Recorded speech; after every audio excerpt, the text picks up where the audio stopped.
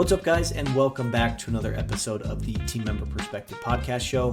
I am Colter, your host, and I bet you can't believe it, but we are a quarter of the way through 2024. We've only got 3 quarters left, guys. One of them is in the books. So with that being said, are you on track to hit your goals that you set out to hit for 2024? We've only got 3 quarters left. We're through one of them. Are you on track? I want you to answer that question today. And my hopes is that I can share a few things that I like to do to just be intentional with hitting our goals and be strategic with them as well. First thing that's on my mind is we're in a marathon in the insurance business. Any sort of sales job, it is a marathon. Whether you're an agent or whether you're a team member, we are in a marathon, not a sprint. Now, unfortunately, I don't know if that's the right word here, but there are certain promotions that we do throughout the year. We just finished up our Fast Start promotion for the first 3 months of the year, selling life insurance. We've been drilling life insurance and drilling it again. I'm sure all of us are kind of like, whew, take a deep breath and thinking maybe we're going to get a break. But surprise to you, you are not going to get a break because now we are hit with another promotion for health insurance. I think they almost get us to work really, really hard for 3 months and then think we deserve a break. Work really, really hard for 2 months to hit that promotion and then think we need a break. It's almost set up in a way that is like a sprint. We're trying to sprint in a marathon. We're trying to keep the pace of a sprint to running a marathon. And I think it's a recipe for being burnt out. It's a recipe for just being exhausted. Aside from that, like learning to develop that mindset of, hey, we are in a marathon, we're not in a sprint. I think really just looking at what we do from that lens allows us to set ourselves up for success for the long term. Allows us to work through these promotions, still hit them, but not be completely gassed by the end of it. And I think that is something that all of us are dealing with, have dealt with, or will deal with. Because of how it's set up, these promotions, they really set us up to basically feel discouraged a little bit because we're a little burnt out. And so it's paramount that you figure out how you can make this thing more sustainable. And I think the biggest way to do that is really to just make the life and the health production part of what you do, instead of just doing it for 3 months just to hit the promotion and then going back to what you do the other times. So the question maybe too to ask is like, if these promotions weren't there, are you still bringing up life insurance with your customers? If these promotions weren't there and you weren't required in a way to talk about the health insurance products, are you still going to be talking about the health insurance products with your customers? And I would argue to say that a lot of you listening to this maybe identify with, you know what, I probably would not talk about life and health insurance products if we didn't have these promotions. Now, if you identify with that and you are feeling burnt out, you are feeling like it's a continuous start and stop thing, then maybe try to figure out how to make it part of what you do. Because I'll tell you, if we can make the life and health production part of what we do, part of who we are, we're not going to feel burnt out. We're just going to do what we normally do. And as a byproduct, we're going to hit these promotions. So being a quarter of the way through 2024, let's do a little exercise together. The first thing that we're going to do is we're going to look back over the last 3 months, January, February, March. We're going to do a little bit of an evaluation. For me as a team member, I like to evaluate 4 areas in the team member seat. And I would argue, I feel like this can be applied to the agency seat as well. First area is my mindset and belief. The first piece is mindset. So look back over the last 3 months and give yourself a score on a scale of 1 to 10. Grade yourself on your mindset. Grade your mindset. 1 being poor mindset, focused on problems, focused on scarcity, and just like you don't want to be doing this. And 10 being a very growth mindset, a focused on possibility and maybe more of fulfillment. You enjoy doing what you're doing. Give yourself a score on a scale of 1 to 10 over the last 3 months. Belief in yourself on a scale of 1 to 10, 1 being My belief in myself is very poor. 10 being it is phenomenal. I believe in myself very deeply and what I can accomplish. Give yourself a score on a scale of 1 to 10. Where do you fall within your belief in yourself, but also belief in your product? On a scale of 1 to 10, where do you fall? 1 being, I don't believe in the life and health products that we offer. 10 being, my belief is very deep. I'm very convicted in the life and health products and what it can do for the customer, but also what it can do for me as a team member. Give yourself a score. Where do you fall with mindset and belief in yourself and belief in the products that you sell? The next piece is activity. Over the last 3 months, how has your activity been? On a scale of 1 to 10, poor, 1 being poor, 10 being I'm crushing my activity, I'm hitting it just what I set out to hit. Give yourself a score. Like, how are you doing with your life insurance conversations, with your health insurance conversations, your life insurance quotes delivered, health insurance quotes delivered? Identify, like, over the last 3 months, has your activity been where it needs to be? Next one is training. And I like to look at this as far as conversation effectiveness. Over the last 3 months, you're talking about life insurance, you're talking about the health insurance products. How effective have you been in your conversations? Are you selling policies? Are you getting objections? If so, where are you getting them?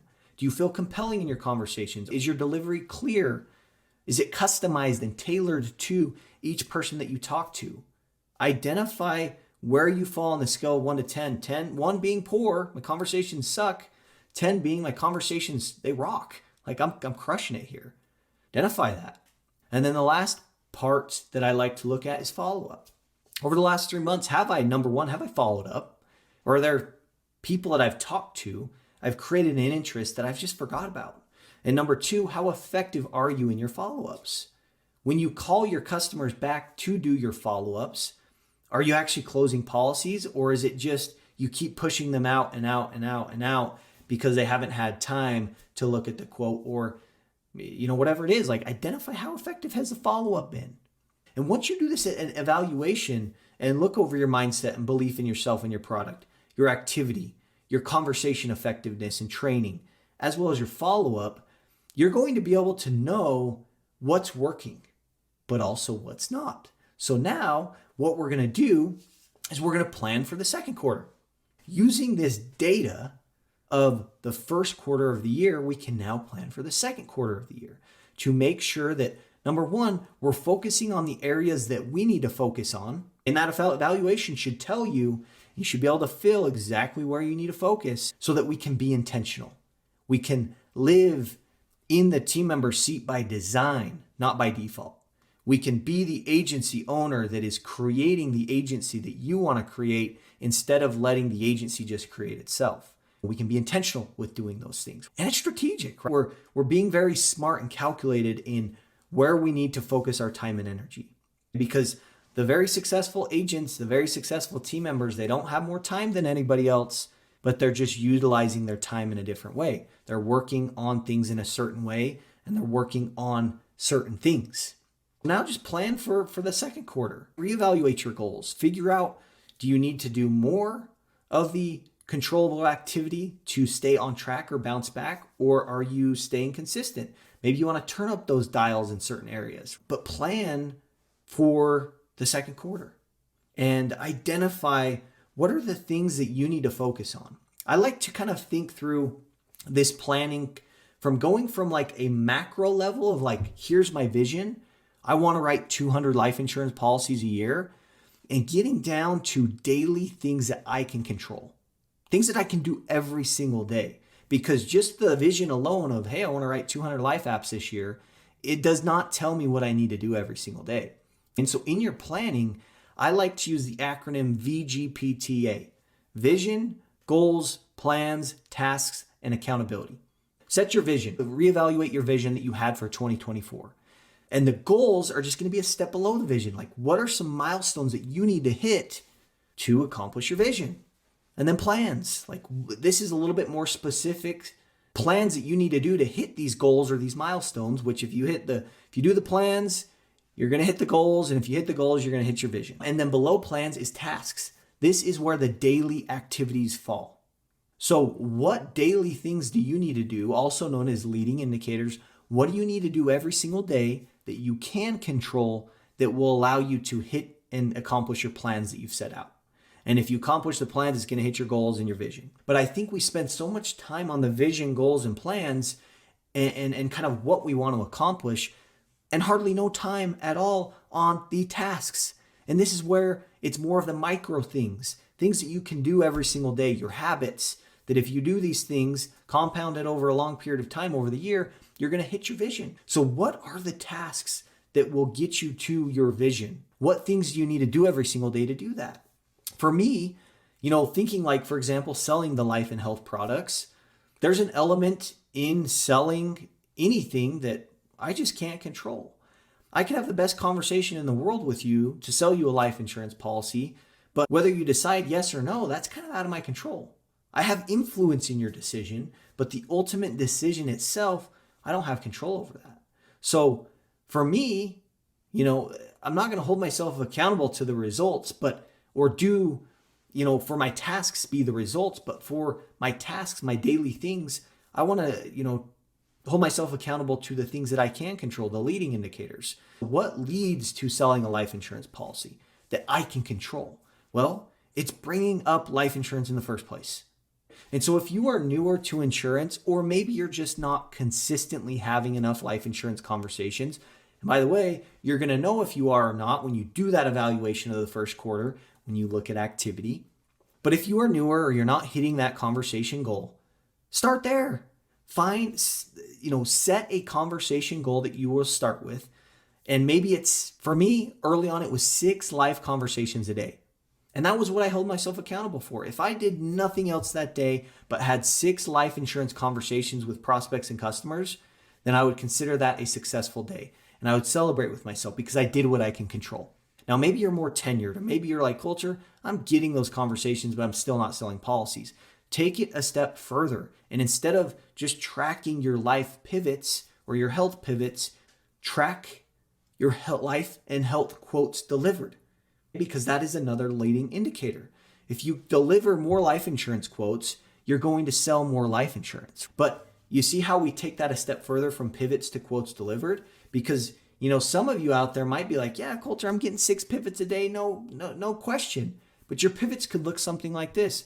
Hey, Mr. Customer, tell me about your life insurance. And they say, hey, Colter, I've got it through work. I'm good.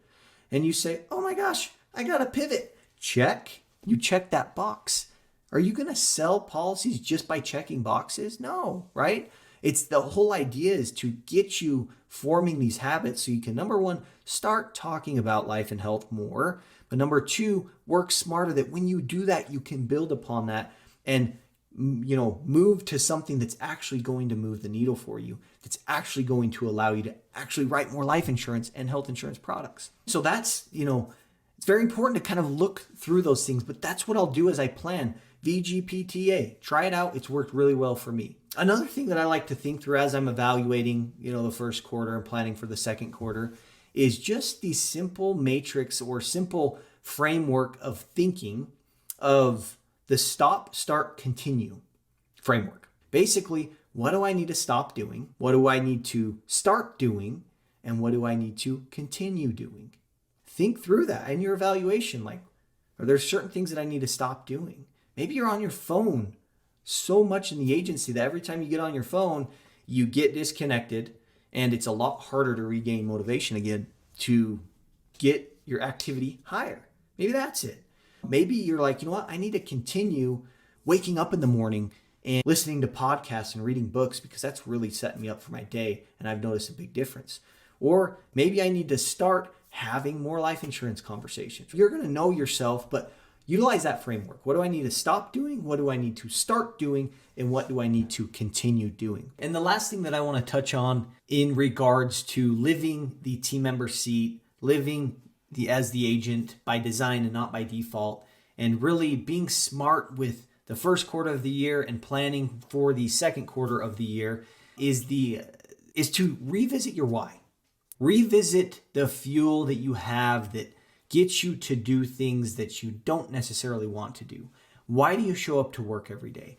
Why are you going to have conversations with your customers about life insurance? Why even bring up health insurance? The root of what motivates you is so important to define, because that is what will get you to show up consistently. And I'll be honest, I feel like at different seasons of life, this motivation, this drive, this fuel changes.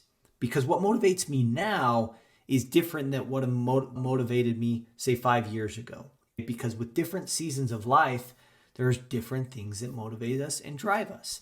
And I would encourage you to really define what it is that motivates you, at the heart of what it is that motivates you.